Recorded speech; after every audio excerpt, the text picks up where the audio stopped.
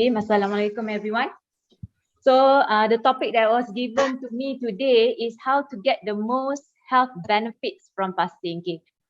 Kita tahu fasting memang have a lot of benefit. That's why it has been made far on us by Allah. Okay, kalau Muslim we truly believe that fasting is good lah because Allah yang suruh kita fasting kan.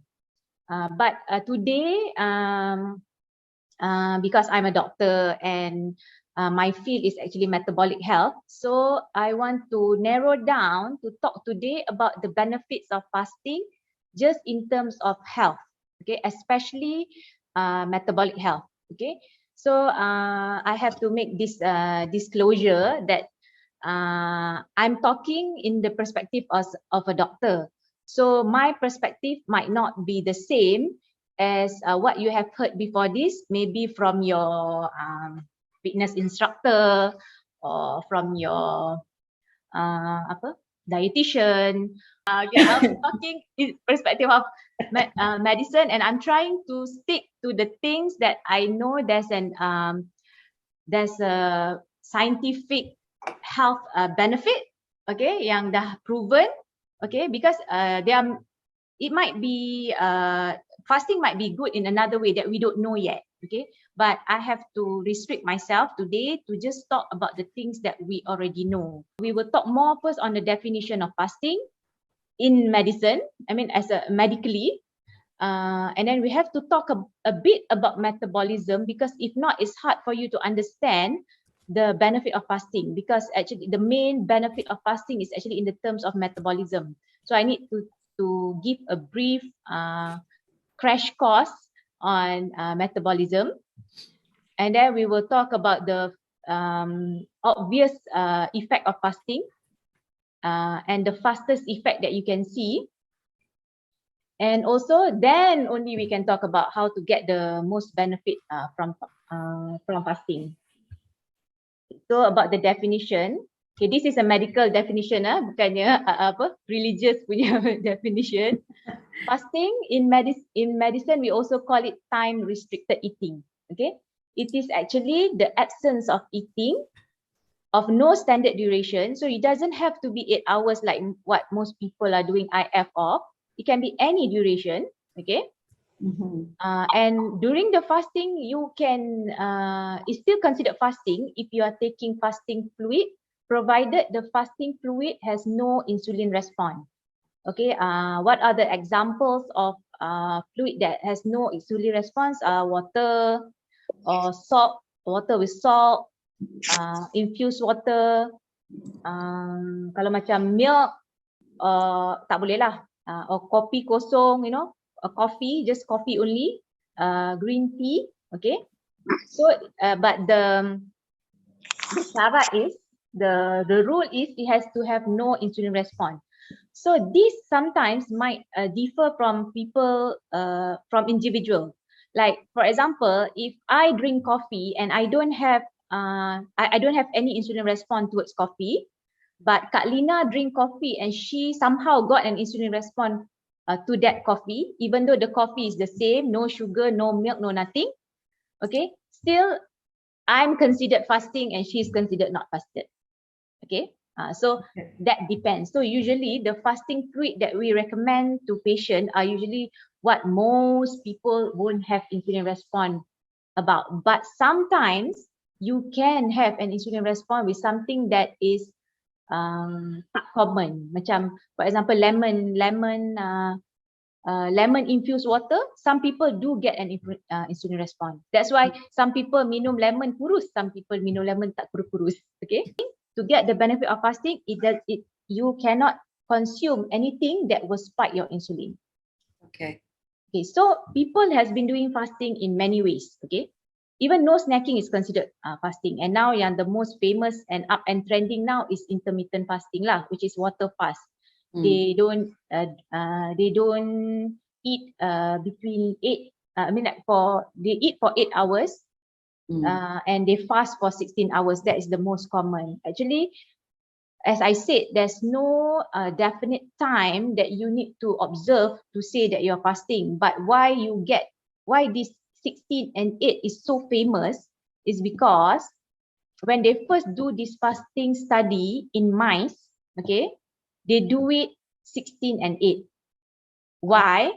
Because in mice, to make sure that this mice ni tak makan, okay, you have to clean the cage, because mice, when you put makanan in the cage, food in the cage, the mice is very good at hiding their food. So they were assigned a research assistant who's actually going to clean the cage to make sure the mice tu tak makan out of that 8 hours of fasting window. Okay, and logically that's why they get 8 hours, because we cannot get research assistant to work like more than 8 hours, right? Usually they work at maybe 9 to 5 or 8 to 4, so that's why they take that period of 8 hours, and that's why 18 and 8 to become the most the most popular fasting window, is because the study that has been done first in mice, actually they use these 16 hours of fasting and 8 hours of feeding time. Okay, extended fasting pula macam mana? Extended fasting is fasting yang more than 24 hours.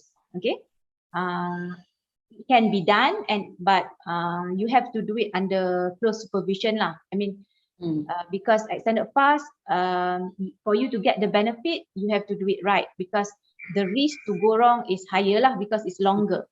Okay, for us Muslim, we follow the sun, which is but the special thing about Muslim is we also make it dry fast. I mean, you cannot even drink, right? So this is also considered time restricted eating. And there are some patients who actually do a dry fast first. After that, they continue with a water fast pun ada, because they want to make the fasting longer.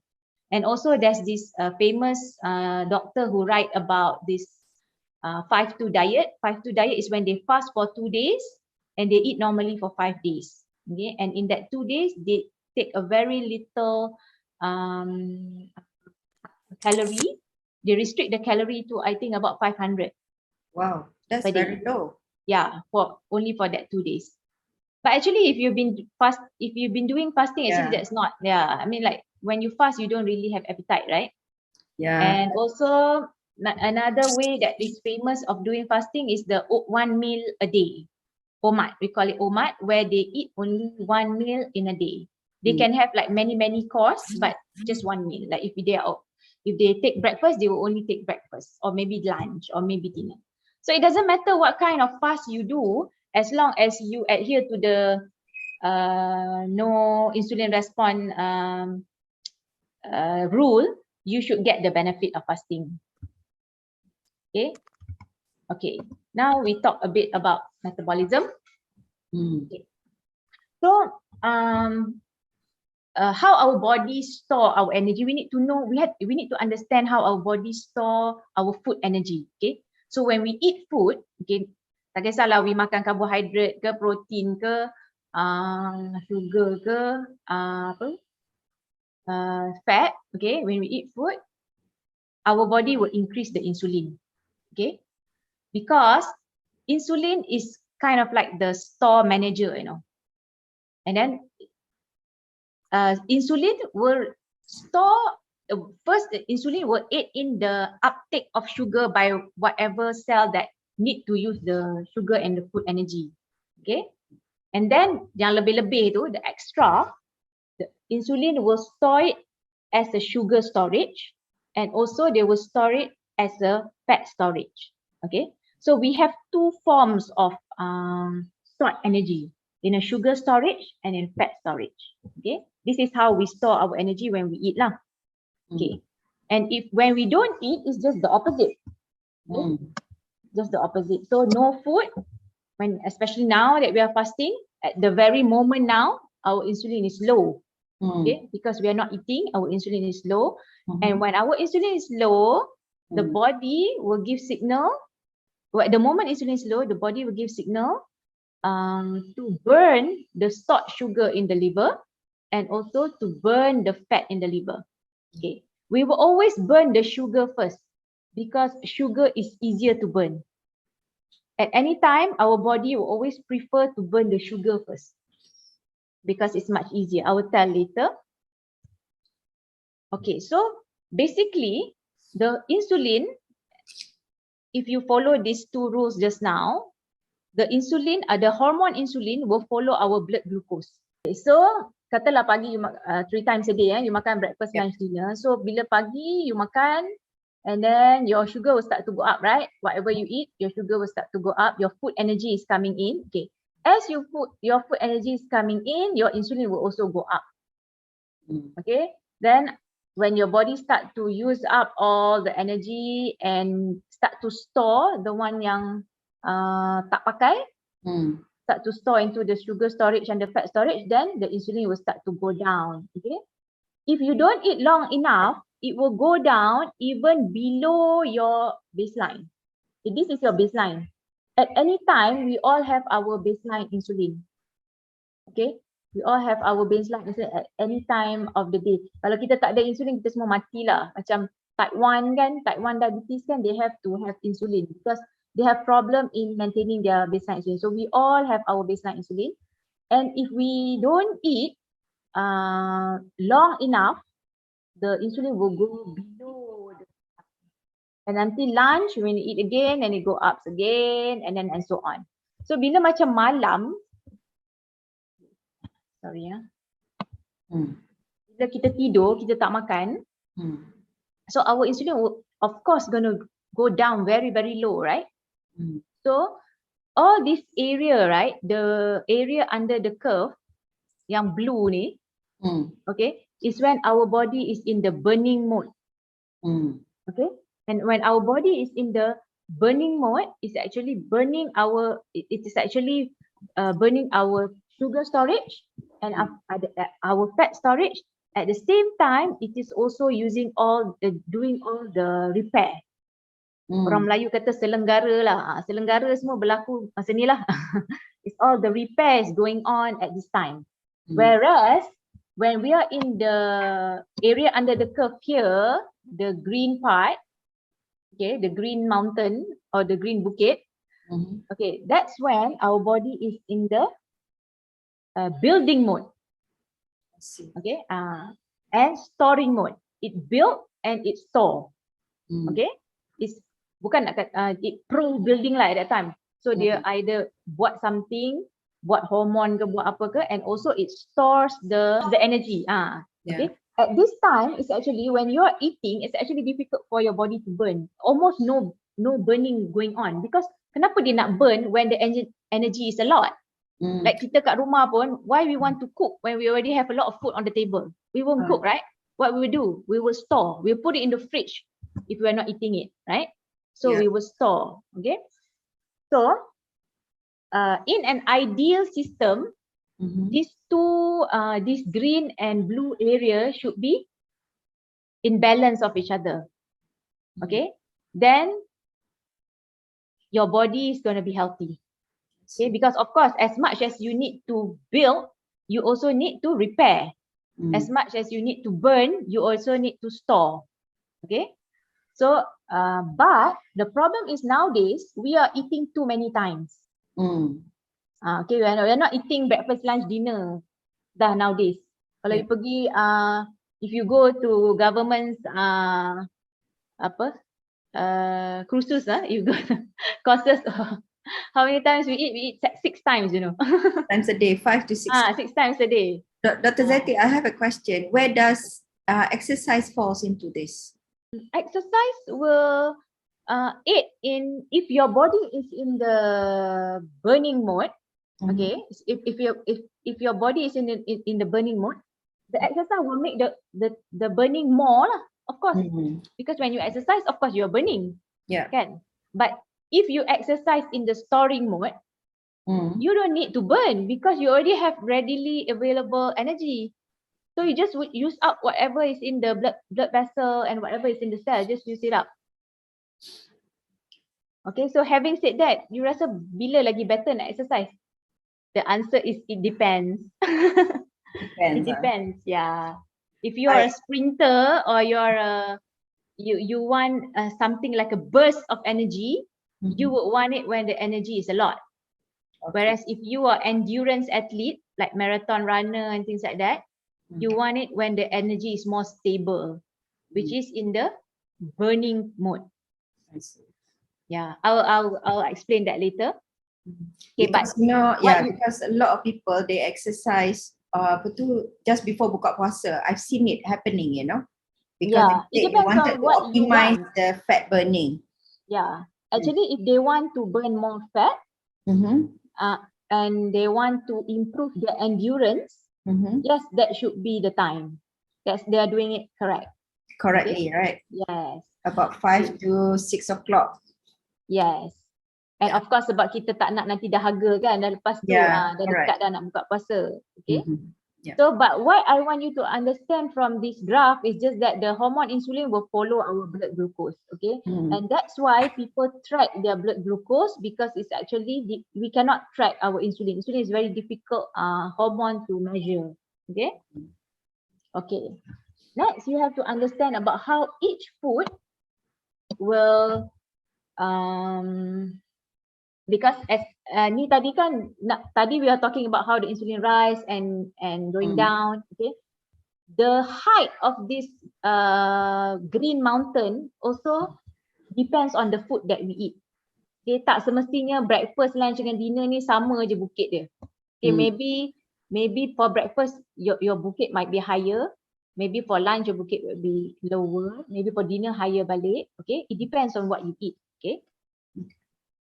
So what is the factors that make your bukit high, your green hill high or your green hill low? It depends on what food that you take. Okay, so basically when we eat, there are three macros lah, three macronutrient lah. Whatever you eat also, when inside your body it be converted into three macronutrient, which is carbohydrate and also sugar, fat and protein.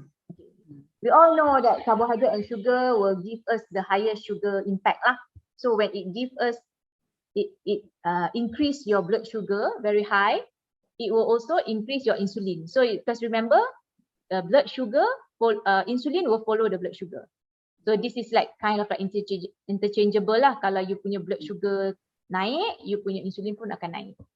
And carbohydrate, it has the strongest impact among all the other macros. And so because it has the strongest impact on blood sugar, it will also have the strongest impact on insulin. Okay. Okay. But the good news is carbohydrate is not an essential nutrient. Okay, it's not essential. Maknanya, if you don't want to eat carbohydrate forever in your life, you won't die, inshallah. You won't die. Okay. It's actually contradictory, right? To some have been taught contradictory before. to what people say, that you need sugar. Yes, you need sugar, but not from carbohydrate or sugar. You can get sugar from elsewhere. Exactly. Okay.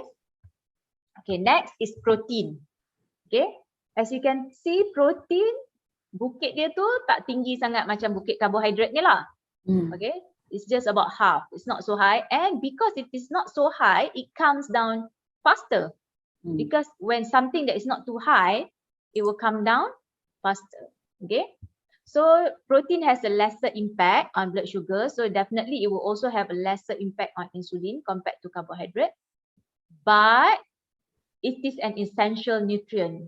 So even though it has an insulin impact, you still have to eat your protein. Okay?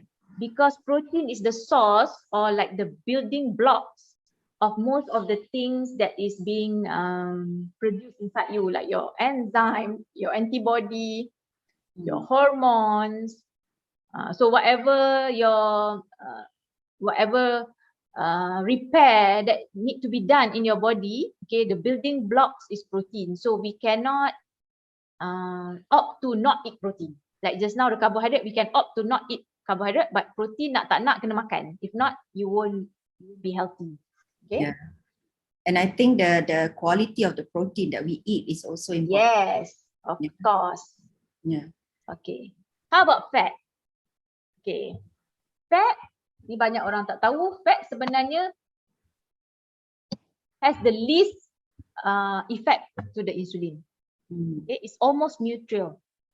Yeah. Kalau tak percaya, try nanti bila buka puasa, makanlah butter satu jongkong tu. Makan butter satu jongkong, lepas tu check tengok sugar lepas tu naik tak naik. Confirm tak naik. I think Okay. this is the reason why the test at Hopkins Hospital, when they test children with epilepsy, it works well. Yes. When they put Actually, them on 5% fat, tu kan? Yes, that is actually the basis of keto diet. Yeah. Because keto diet ni actually the whole point is to reduce the carb. Okay. So when they reduce the carb, of course you'll be hungry, right? When you reduce your food, you'll be hungry. So they add in fat to help with the satiety and the hunger. Okay. So as you can see, that is the beauty of fat, because it is able to replace carbohydrate in providing energy. So even though you're not taking carbohydrate, why you're not taking carbohydrate? Because carbohydrate is spiking our sugar.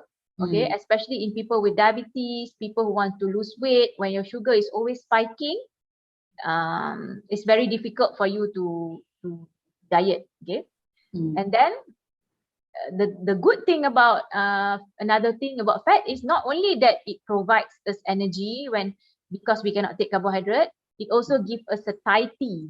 So when we when we are not hungry, okay, definitely our craving will be less.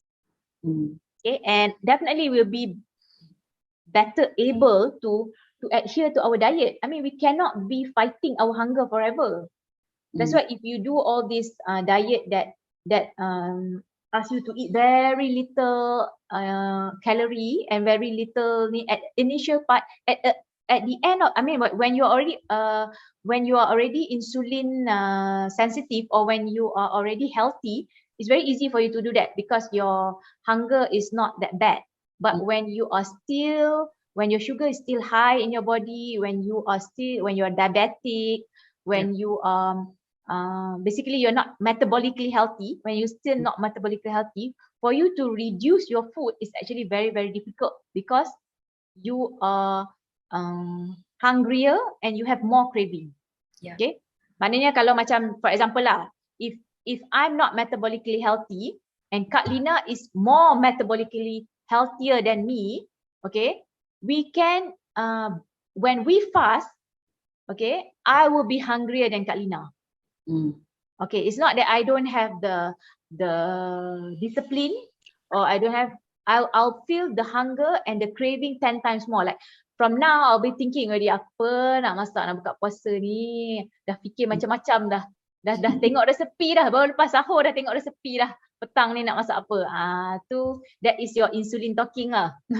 So as I said just now, if we can choose our food to be less carb, we can make our bukit hijau ni smaller.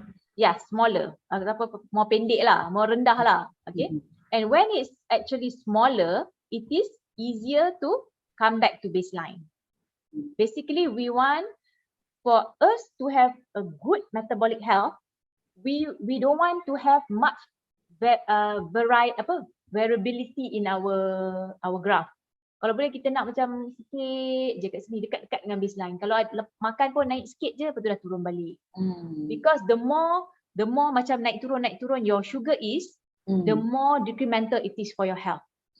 Do you remember when we were wearing CGM, how boring the graph looked when you eat keto? Yeah, and when you're fasting. Yes. I don't wear my CGM when I'm fasting. So boring. The graph is very boring. It's like a flat line. Yeah. Okay, when you fast, you dah tak ada lah ni. Maybe your sahur will only be this high. Lunch dah tak ada. And then dinner, depends lah. Kalau you makan banyak, dia tinggi. Kalau ada, you makan banyak pun, it will be like one bukit saja yang tinggi. Usually at sahur, orang tak ada selera nak makan kan. So usually it's just like one big green block here. Okay. When people are fasting. But if you want to make it even better, you want to get the most benefit from fasting, you try even at buka puasa that you don't, your green hill tu not too high. Okay. by eating food that is low in carbohydrate, okay, and also by eating food that is not processed. Why? Because food that is not processed is usually, most of the time, lower in sugar and lower in carbohydrate. Okay, and the food that is not processed, and the food that is not processed will make you satisfied faster. Satisfied faster. For example, if you eat steak, like how much steak can you eat? If I want to belanja kat Lina steak kat mana? Victoria Station. I berani cakap kat Lina, I can belanja you, but provided you boleh makan steak je, tak boleh makan benda lain. Because I know the most she can eat also. Dua lah kot. Dua is the most lah. I think about 250 to 300 grams only. Yeah, kan? Because That's it's the a most. whole food diet. Whole food. Whole food, our body will kenyang cepat because number one, our body recognize it. Okay, it gives us satisfaction and it's very easy for us to achieve satiety with real food. Okay, as compared is kalau kerepek, kalau you makan kerepek kan, you boleh makan berbalang-balang kerepek kan, tapi you can go on and on and on and on, right? Because it is already processed. Okay, so for us to make our fasting even better, when we buka puasa, we have to eat food that cause minimal surge in the insulin. Okay, so people are doing all kinds of diet, just like people are doing all kind of fasting. People are doing all kind of diet for this, and you can choose whichever. There's no holier diet than the rest. It depends on you, which one that suits your lifestyle and which one that suit your liking. Okay, you can do keto diet, you can do low carb, high fat diet. No fructose diet is when they don't eat anything that is sweet lah, anything that come from natural or artificial sugar. Paleo diet, they don't eat anything that is processed, and also carnivore diet, they eat all the meat product or animal product. Okay, it doesn't matter which diet you choose, as long as it doesn't cause surge in insulin. You should be fine. And I think Dr. Zeti, we have to highlight also kan yang pasal, remember we were talking about do not be too taksub when it comes to your diet. Yes. No? Even if when you're saying that, like for example, a person say I'm doing a keto diet, because everyone is unique. That's number one. Number two is not everything that is ketogenic friendly or low carb friendly is actually would be healthy for people to eat. Contohnya, I give an example. Vitamin gluten. Okay, that's a good example. Vitamin gluten is basically gluten, 100% gluten, right?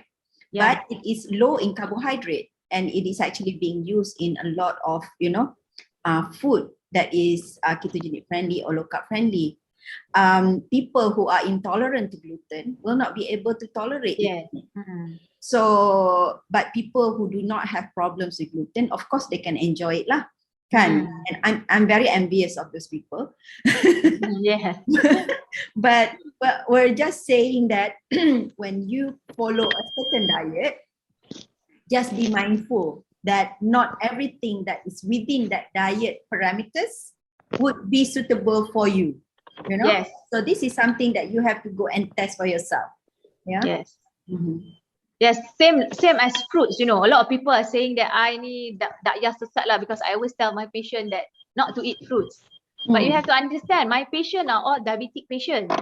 They're all diabetic patients. I have one makcik who eat very, very cantik. All non-processed food, all her food are all low carb. But just because she eat one kurma, her sugar goes up to 13. One kurma. Okay. So even though kurma is good, it's healthy, it's not processed, but it is, for some people, that is not enough. It's not good enough for my makcik tu. So with a heavy heart, I have to ask her to stop eating the kurma. I said, there's a lot of other sunnah that you can do. Okay? And also Nabi pun dia buka puasa bukannya every time pakai kurma. Sometimes dia pakai air kosong. Okay, so kurma dia kurma basah, kurma kering atau air kosong. So why don't we do the sunnah yang air kosong tu if it doesn't suit our body? Yeah. We don't have to. We cannot do a sunnah that is not pertaining to us. I think anything that yang menzalimi badan kan is not sunnah, isn't it? It has to be kena lah dengan kita punya keadaan kan. Correct. Like that. Okay. Okay, so as I said just now, when we eat things that is low in carbohydrate, our bukit will be lower. Okay. In fact, when we are fasting, it's even more easier to do this. Katalah, you only have, kalau you fasting, buka puasa, you ada bukit lah. There's a green hill here. Okay. Say at sahur, you only drink water. Or you just drink a kopi kosong or teh kosong or green tea. Okay. So actually, you don't have any bukit except for the one at buka puasa. So your body is in the repairing mode for a longer period. That's what we want. We want our body to stay in the repairing mode for a longer time. That's why our puasa is 30 days. There must be a reason why is it 30 days, right? Yeah. It's just that we don't know yet. But looking at it, I think we need 30 days of detox or repair to last us another 1 year. Of all the harmful thing that we're going to eat for the next 1 year, okay, we need these 30 days. Okay, so make full use of these 30 days. Okay.